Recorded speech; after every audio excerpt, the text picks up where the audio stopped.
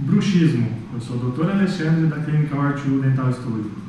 Bruxismo, existem dois tipos. Um bruxismo que nós chamamos de cêntrico, no qual nós apertamos os dentes. Geralmente isso nos dá uma dor muscular, dor de cabeça, acordamos cansados.